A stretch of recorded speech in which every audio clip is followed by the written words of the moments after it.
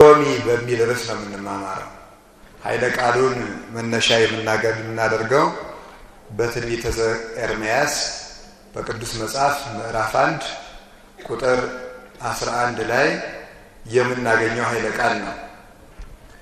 ኤርምያስ ማለት ብርሃን ዘተፈነወ እምኀበ እግዚአብሔር ማለት ነው። ከእግዚአብሔር የተላከ ብርሃን ማለት ነው። ኤርምያስ ማለት ብርሃን መስታወት ማለት ነው። ጨለማ ሲበዛ ድንጋይ ይደበቃል፣ ከዋክብት ይደምቃሉ። መከራ ሲበዛ ቅዱሳን ይገለጣሉ፣ ኃጥአን ይደበቃሉ።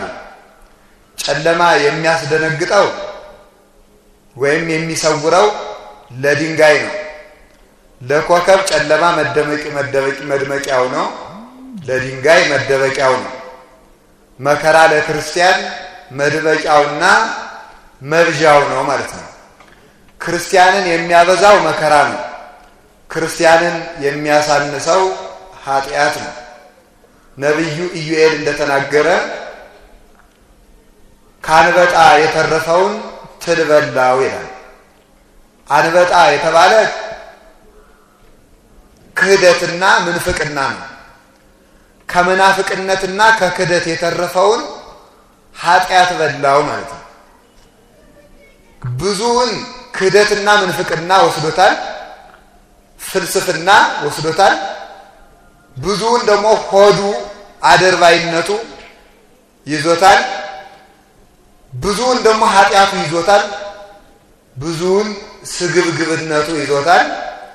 ብዙውን ዘረኝነቱ ይዞታል። የኃጢአተኛ ኑሮ የኃጢአተኛ ሃይማኖት እንደታሰረ እግር ነው ይላል ሲራክ። የታሰረ እግር ካሰበው እንደማይደርስ ዓለም ያሰረችው ሰው በሃይማኖቱ ካሰበው አይደርስም። በዚህ መተብተብ ውስጥ ይኖራል። ኮከብ ለሆነ ግን ጨለማው እንዲያውም ጨለማው በደመና ይበልጥ ሲጠነክር ከዋክብቱ ይገለጣሉ። ቀን ከሆነ ከዋክብቱ ይደበዝዛሉ። መከራ ከበዛ ክርስቲያን ይበዛል። መከራ ካነሰ ክርስቲያን ያንሳል ማለት ነው። አንድ ባሕታዊ በበረሃ ዘግቶ ሲኖር የሚጎበኘው ሰው ራት የሚያቀብለው ምሳ የሚሰጠው ሠርከ ኅብስት የሚሰጠው ሰው አልነበረም። በመነነ በ69 ዓመቱ ታመመና አንድ ክርስቲያን የዕለት እንጀራ ይዞ ሊጠይቀው ሄደ። ምን ብሎ መለሰለት? 69 ዓመት አብሮኝ የኖረውን እግዚአብሔር ዛሬ መጥተህ ልታለያየኝ ነው ወይ አለ። ምክንያቱም ከመከራ ጋር ሲኖር ከእግዚአብሔር ጋር እንደሚኖር ያውቀዋል። የሚጠይቀው ሲያጣ መላእክት እንደሚከቡት ያውቃል። ብቸኝነት ከመላእክት ጋር ያዛምዳል። ረሃብ እግዚአብሔርን ለመጥገብ ያበቃል። መራቆት ክርስቶስን ለመልበስ ያበቃል። መሰደድ ለርስት መንግስተ ሰማያት ያበቃል። ቅዱስ ዮሐንስ አፈወርቅ ምን አለ? አባቶቻችን ከዓለም ወደ እግዚአብሔር ሲሰደዱ ኖሩ፣ እኛ ደግሞ ከእግዚአብሔር ወደ ዓለም እየተሰደድናለን አለ። አባቶቻችን ሲሰደዱ ከዓለም ወደ እግዚአብሔር ይሰደዳሉ። ሲታረዱ ወደ እግዚአብሔር እየተሰደዱ ነው። እኛ ደግሞ መታረዱን፣ መገረፉን፣ መታሰሩን፣ ስለ ሃይማኖት መከራ መቀበሉን፣ ጾሙን በሸሸን ጊዜ ከእግዚአብሔር ወደ ጥፋት እየኮበለልናለን ይላል። እግዚአብሔር ግን ዘመን የፈለገውን ያህል ቢከፋ ጨለማው ቢነግስም እግዚአብሔር የእውነት ምስክሮችን በዘመን መካከል አያሳጣም። እግዚአብሔር ዘመንን ያለ መምህር ትቶት አያውቅም። ያለ በጎ ሰው ዘመን አይተውም።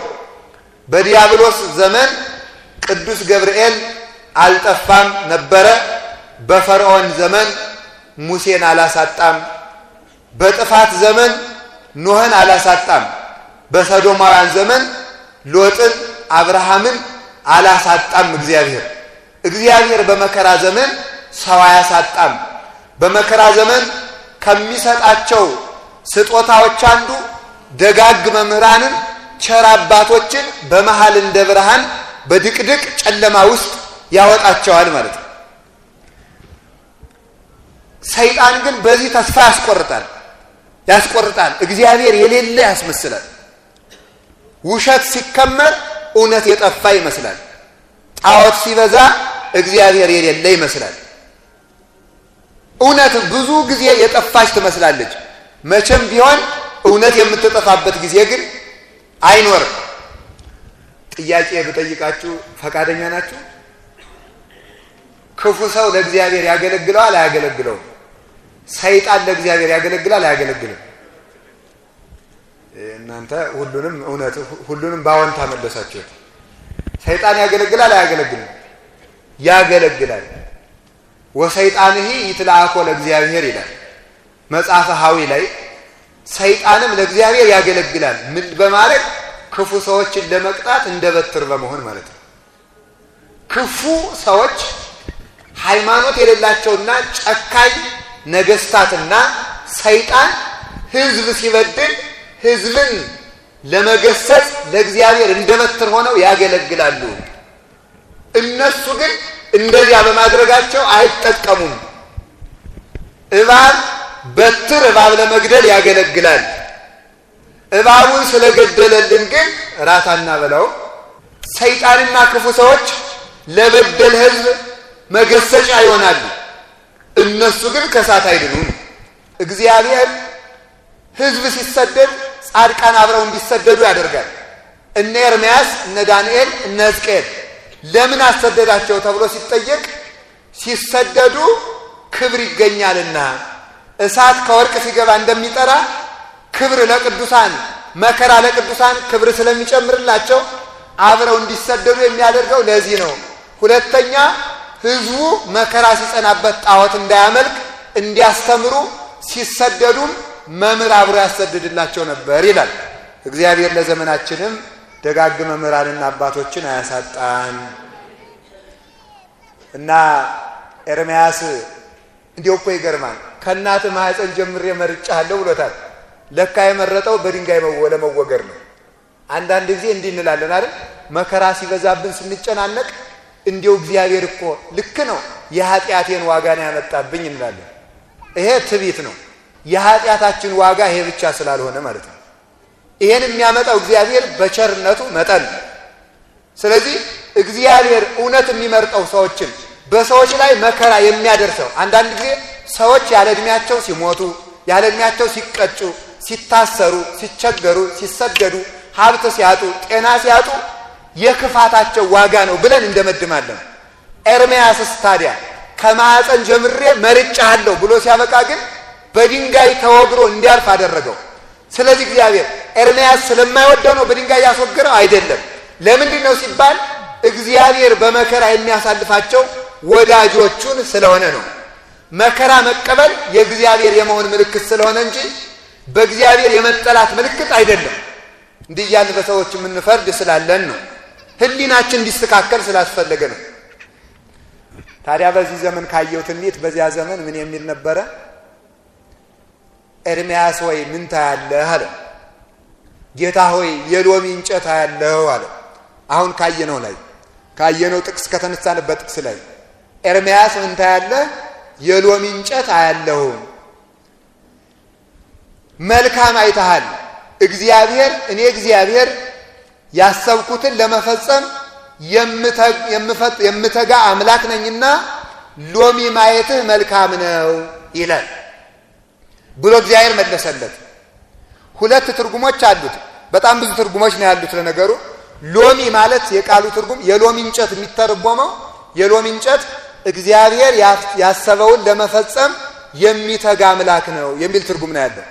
የሎሚ እንጨት አንድ ሰው ሲያይ እግዚአብሔር ትጉህ ነው ማለት ነው።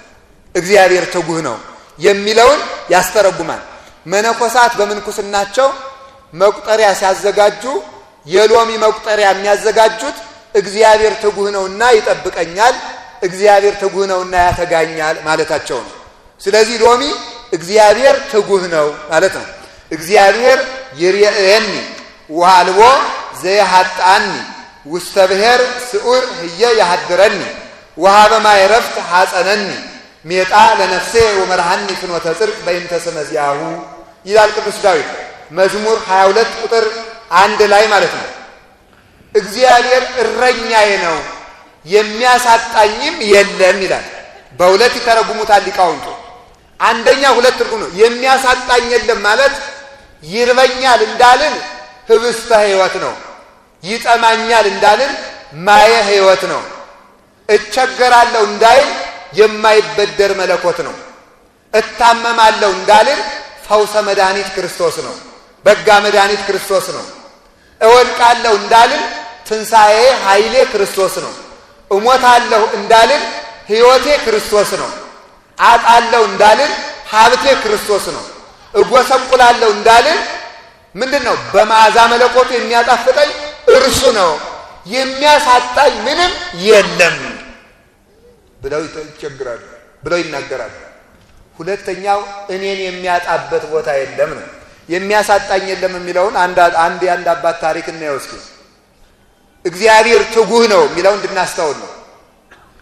በእጨጌ ፊልጶስ በአቡነ ፊልጶስ ዘኢትዮጵያ የአቡነ ተክለ ሃይማኖት ልጅ ናቸው። እሳቸው በዘመኑ የነበረውን ንጉሥ ክርስቶስ አንድ ሙሽራ ነው ያለው፣ አንዲት ቤተ ክርስቲያን፣ አንተም ልትኖርህ የሚገባ አንድ ሚስት ነው። ስለዚህ አንተ ብዙ ሚስቶችን እንድታገባ አልተፈቀደልህም ብለው ሲገስጹት፣ አንተ ክፉ መነኩሴ ራቁትህን አድርጌ እገርፋለሁ፣ በቁባቶቼ ፊት አዋርድሃለሁ አለችው። ታዲያ ምን ችግር አለው? እኔ ትቢያው ባንተ በትቢያው ፊት ራቁቴን ብቆም ነውር የለውም። አምላኬ እንኳ በጲላጦስ ፊት ተከሶ ፊቱን ቆሟል። በዚያውም ላይ አመዱ በአመድ ፊት ራቁቴን ብቆም ነውር የለውም። ነገር ግን አንተ ራቁትህን በሰራዊት ጌታ እግዚአብሔር ፊት ትቆማለህ አሉት። ይህንን መነኩሴ ወስዳችሁ የሚጠጣ ውሃ ከሌለበት፣ የሚበላ ከሌለበት፣ ፍሬ ከሌለበት በረሃ የእሳቱ መጠን እርጥብን ከሚያበስልና ከሚያደርቅ በረሃ ወስዳችሁ ጣሉት ብሎ አዋጅ ነገረ። የዚህ ጊዜ ምን እያሉ እንደሄዱ ልንገራችሁ። ውስተ ኩሉ በሐውርት መለኮቱ፣ ሁሉም የእግዚአብሔር ግዛት ነው እያሉ ሄዱ። ሰው የእግዚአብሔር ከሆነ ፍጥረት ሁሉ የእግዚአብሔር ነው። ምድር በሞላዋ የእግዚአብሔር ናት አለ ቅዱስ ዳዊት። እኔ የእግዚአብሔር ከሆንኩኝ ፍጥረት የእግዚአብሔር ነውና የእግዚአብሔርና የእግዚአብሔር ደግሞ አይጣሉም። እኛ የሰይጣን ከሆን ፍጥረታት እኛን ማጥፋት ይችላሉ። ሰይጣን መበቀል የሚችለው ወዳጁ ነው ጠላቱ ነው? ምን አላችሁ? ጠላቱ እኮ እና አቡነ ተክለ ሃይማኖት እና እነ ቅዱስ ጊዮርጊስ ናቸው። ምን አድርጓቸዋል? እስኪ ንገሩኝ። በመንኮራኩር አስፈጫቸው። አረፍ ነው እንግዲህ ጊዮርጊስ የሚባል ሰውዬ እንዲሁ አረፍነ ሲሉ ቆዩኝ አብረን እንሂድ እያለ በኋላቸው ከች። ማን አንተ ጊዮርጊስ? ቅድም አቃጥለን አልዘራንም? አንተ ሙሴ ወገርክሙኒ እግዚአብሔር አምላኬ ያንሳአኒ፣ እናንተ በተናችሁኝ አምላኬ ሰበሰበኝ። አዲያ ምን አደረጉ?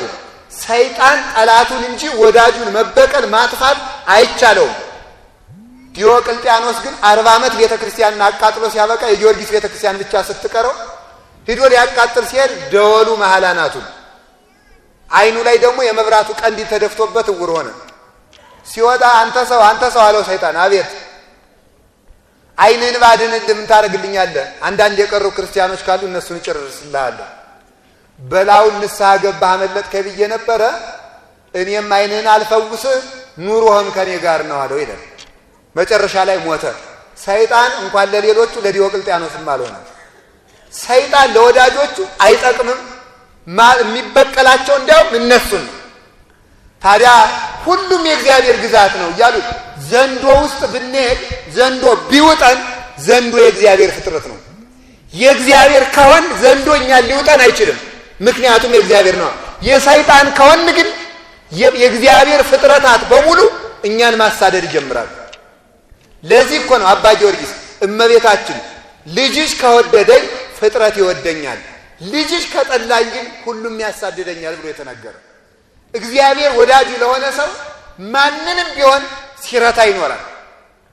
ሁሉም የእግዚአብሔር ግዛት ነው እያሉ ሂደው ከአለቱ ላይ ሰውነት ከሚጠብስ አለት ላይ ወስዶ ሲያስቀምጣቸው ሲባርኩት ውሃ ፈለቀ።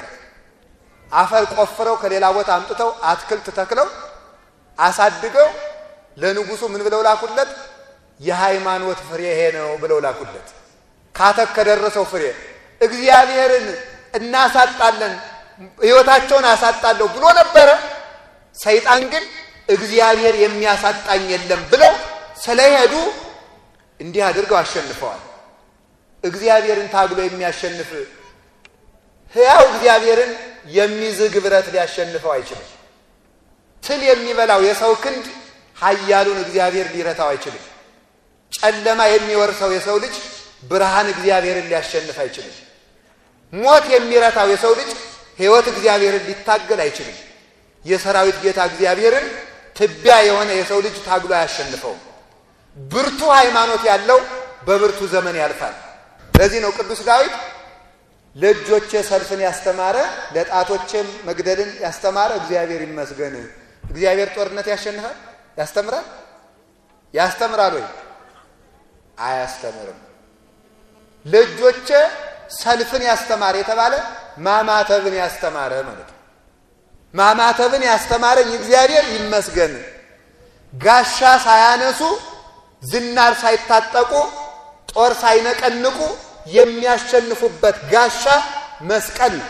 ለዚህ ነው ቅዱስ ጳውሎስ እንግዲህ ወዲያ እኔ ያለ የክርስቶስን ማኅተም በሥጋዬ ተሸክሜያለሁና ማንም አያድክመኝ።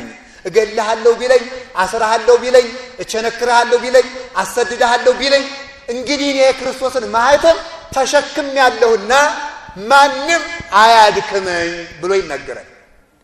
ታዲያ እንዲህ አድርገው አባቶቻችን አሸንፈዋል። የሚያሳጣኝ የለም የሚለው በዚህ ይተረጎማል። አካል ብናጣ ሰው መልሰን ግን እናገኘዋለን። እግዚአብሔር እኔን የሚያጣበት ቦታ የለም ተብሎም ይተረጎማል። የሚያጣበት የሚባለው ደግሞ ዘመዶቻችን ጠላት እኛን ከሚቀብርበት ቦታ ፈልገው ያጣሉ። ከእግዚአብሔር መደበቅ አይቻልም። ከእናት ሸሽጎ ሰውን ማሰር ይቻላል። ከሚስት ከልጅ ከዘመድ ሸሽጎ ሰውን ማሰር ይቻላል። ከእግዚአብሔር መሸሸግ ግን አይቻልም። ኤርምያስን ወስደው ከጉድጓድ ውስጥ ጥለውት ነበረ።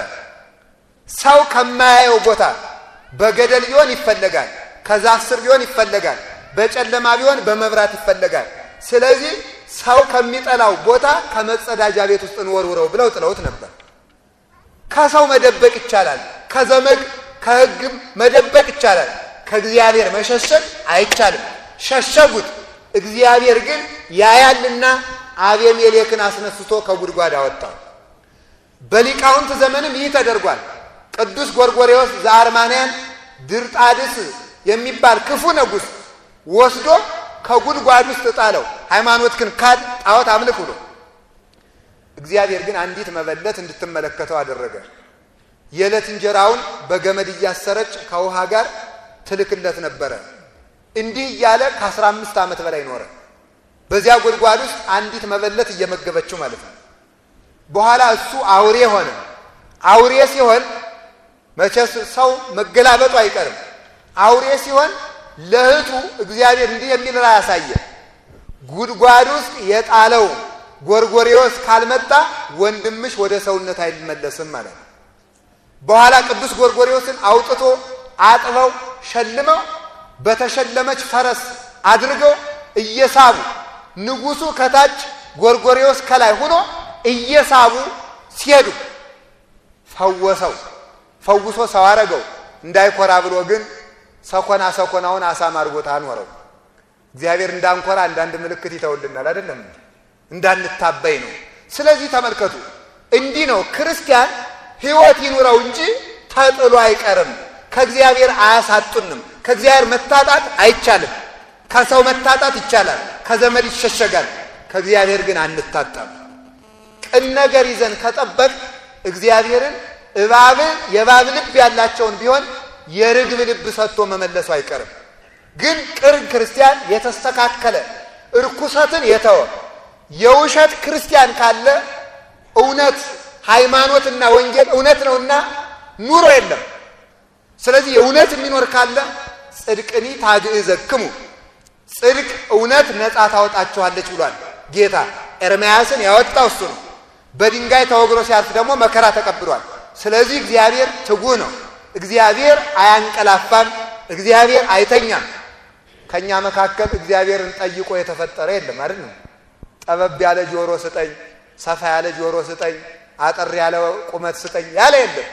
ፍጠረን ሳንለው ፈጥሮናል፣ ጠብቀን ሳንለውም ይጠብቀናል። እንደሚገባን ሆነን መገኘት ግን የኛ ድርሻ ነው። ስለዚህ ነው ሎሚ ማለት እግዚአብሔር ያሰበውን ለመፈጸም የሚተጋ አምላክ ነው። ይህንን ዘመን ግን እግዚአብሔር ግን የሚፈልገውን ነገር ለመፈጸም የሰው ድርሻ ዋጋ አለ። የሰው ድርሻ ዋጋ አለ። ዘመኑ ደርሷል። የትንቢት መፈጸሚያ ነው። ክፉ ዘመን ነው። ምን ይደረግ አልቋል። ኤዲያ ጫፍ ላይ ነው ያለው ማለት ትክክል አይደለም። ጌታ ተኝቶ የሞተ ይድናል አላለም። ተግቶ የተገኘ ይድናል ነው ያለው። እየተጋ የሞተ ይድናል፣ ታርዶም ቢሆን ታስሮም ቢሆን። ተኝቶ የሞተ ግን በእሳት ተቃጥሎ ቢሞትም አይድንም። ስለዚህ እንደሚገባ መሆን እስራኤል እግዚአብሔር ያሰበውን ደግ ነገር የሚያመጣ ቢሆንም ያሰበውን ግን ባሰበው ሰዓት እንዳይደርስልን እኛ እናርቀዋለን። ሰላም እንፈልጋለን። ሰላም ቶሎ እንዳይቀርብልን ግን እኛው እናርቀዋለን። 40 ዓመት 40 ቀን ሊገቡባትን የነበረችውን ከነዓን ልባቸውን አደንድነው ዝሙት ቢሰሩ ጣዖት ቢያመልኩ 40 ዓመት እንዲፈጅባቸው አድርጓል።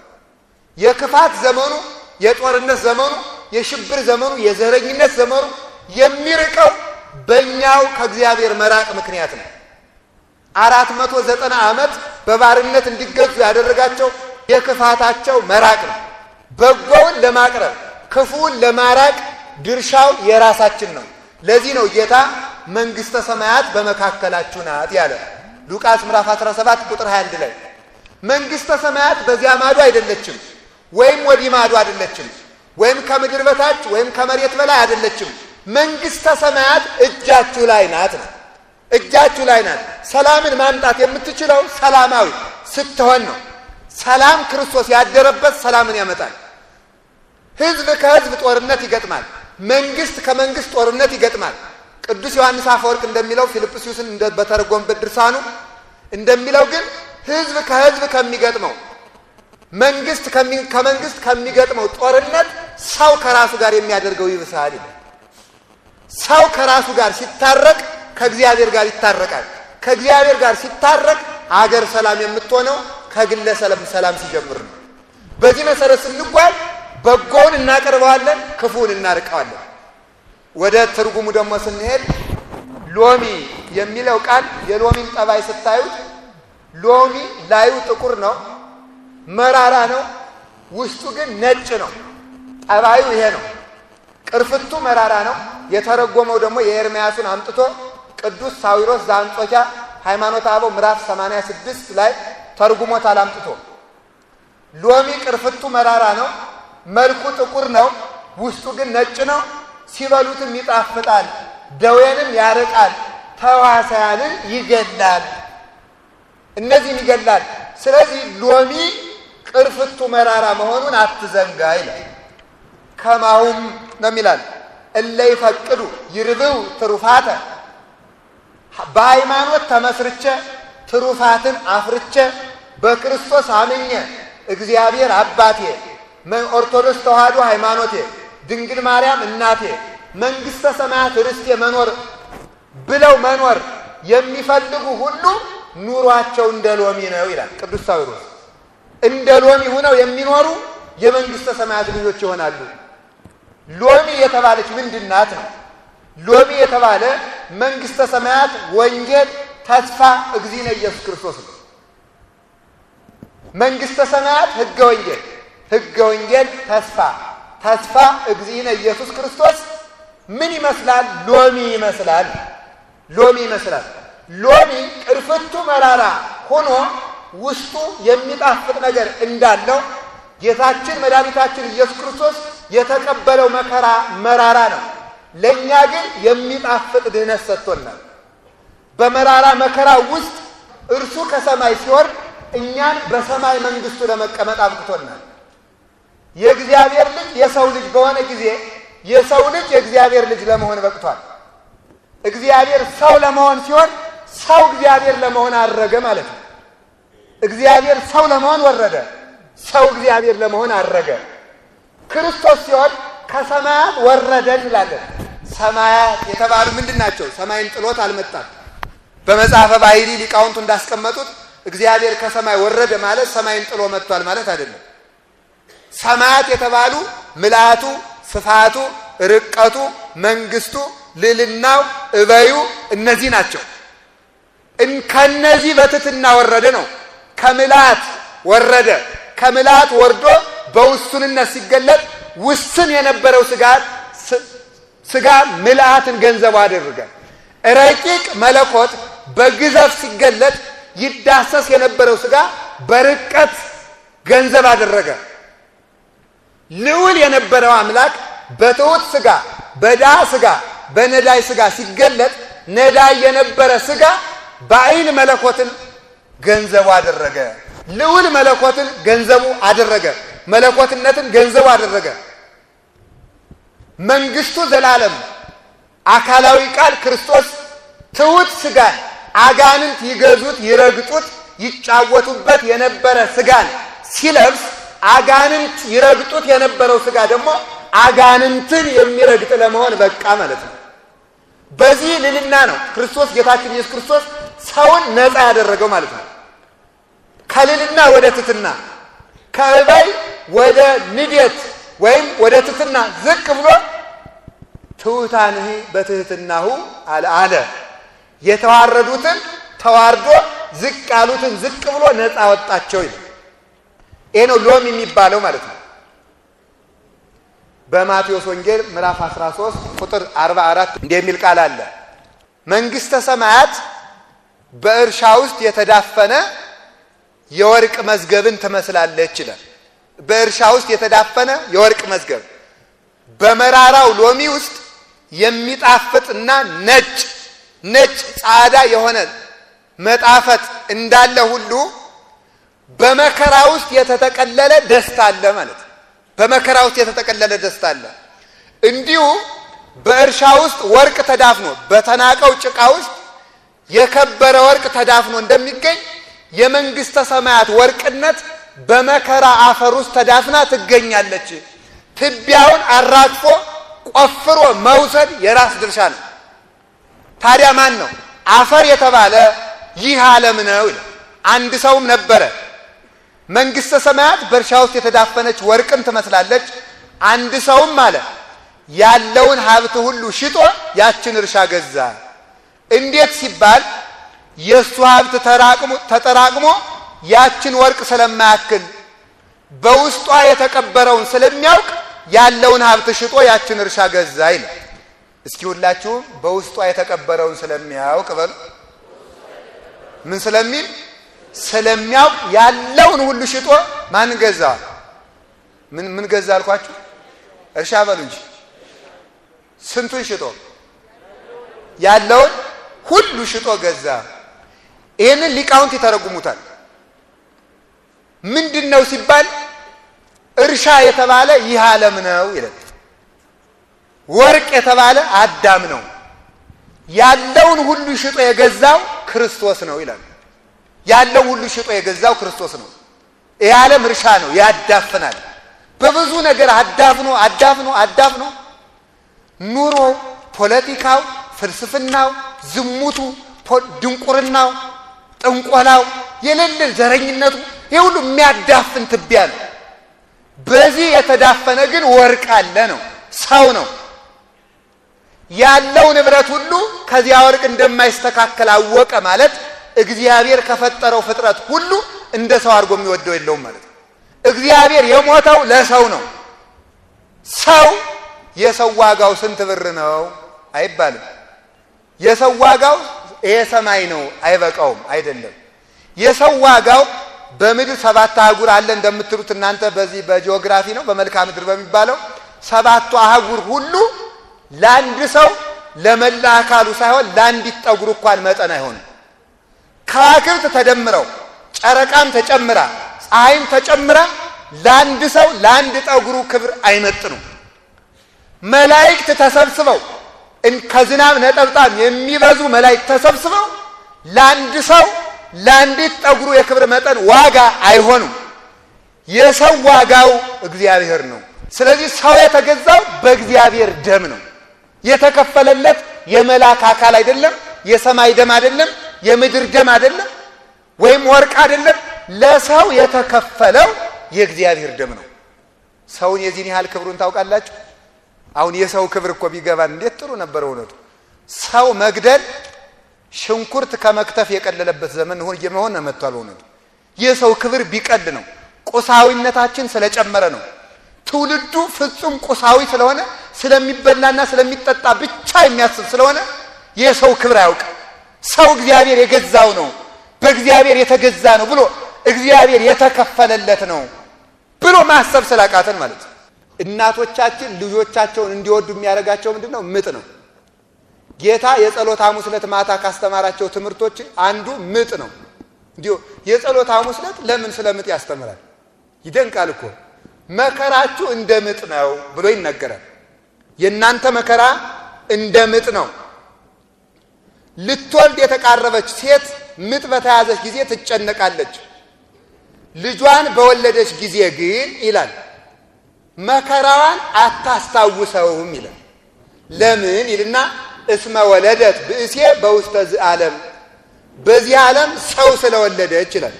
ሰው ስለወለደች ግን ምጡን ረሳቸው አለ። ለምን ይባል? ሰው በእግዚአብሔር መልክ የተፈጠረ ነው። ሰውን ማየት እግዚአብሔርን ማየት ስለሆነ ሕፃኑን ስታይ መከራውን የምትረሳው የእግዚአብሔር መልክ ሁሉን ስለሚያስረሳ ነው። እግዚአብሔር ሁሉን የሚያስረሳ ሐዘኔን የሚሽረው በምንድነው? በአርአያው በመልኩ በመፍጠሩ ነው። ሰው የኔ ያህል ክብር ያለው ነው። ስለዚህ መንግስተ ሰማያት በእርሻ ውስጥ የተዳፈነች ዕንቁ ትመስላለች። እርሻውም ይህ ዓለም ነው፣ ወርቁም አዳም ነው። እግዚአብሔር ያለውን ሁሉ ለሰው ልጅ ከፈለ። ለሰው ልጅ ከፈለ። ያለውን ሁሉ ማለት ክብሩን፣ ጌትነቱን፣ ምልአቱን፣ ስፋቱን፣ መንግስቱን እንደ መቀማት ሳይቆጥር ለሰው ልጅ ከፈለ ብለው ይናገራሉ። በዚህ ውስጥ ተመልከቱ፣ በመከራ ውስጥ ድነት እንዳለ ስላወቀ ነው ጌታን ሁሉ መከራ የተቀበለው። በግርፋቱ ውስጥ በቁስሉ ውስጥ የምእመናን ፈውስ ስላለ ይቆስል ነበረ።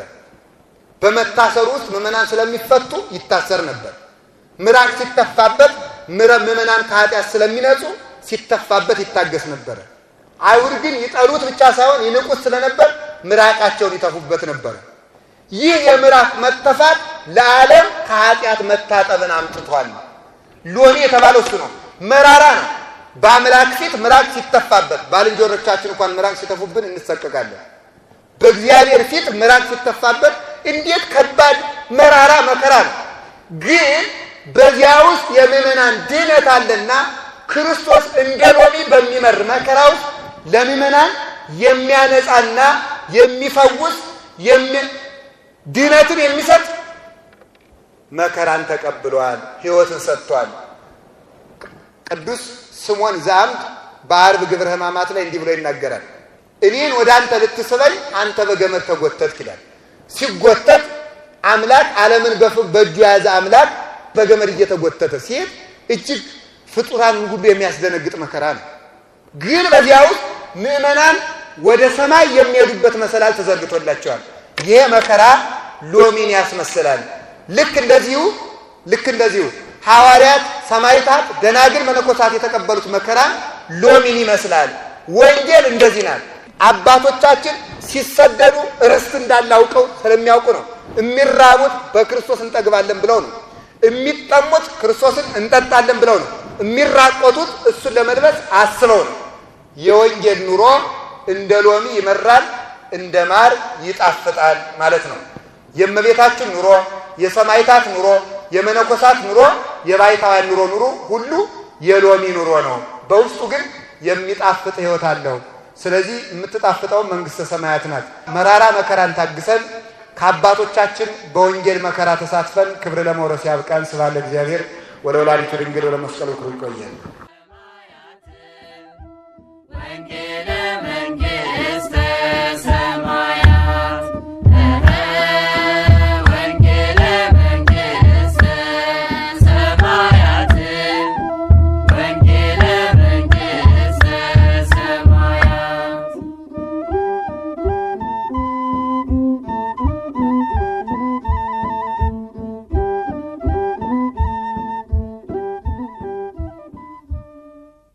ለአባታችን እግዚአብሔር አምላክ ቃለ ሕይወት ያሰማልን። ከዚህ በላይ ቅዱስ ቤተክርስቲያን የሚያገለግሉበትን እድሜውን ጸጋውን እግዚአብሔር አምላክ ያድልልን። እንግዲህ መርሃ ግብራችን የ2011 የወንጌል አገልግሎት መጠናቀቅና ወደ ሁለተኛው ምዕራፍ መሸጋገርን ምክንያት በማድረግ በማህበራችን ማህበረ ቅዱሳን በትምህርትና ሐዋርያ አገልግሎት ማስተባበሪያ ክፍል የተዘጋጀውን አውደሪ መሰረት አድርገን ያዘጋጀነው ልዩ መርሃ ግብር ነው የዛሬው መርሃ ግብራችን። እንደው ይሄን አውደሪ እንዴት አየኸው? እንግዲህ አውደሪው ላይ ብዙ ነገር ነው የተማርኩት በግሌ። ብዙዎቹም ደግሞ በጣም ብዙ ትምህርት እንዳገኙ ነው እንደታዘብኩት ከሆነ።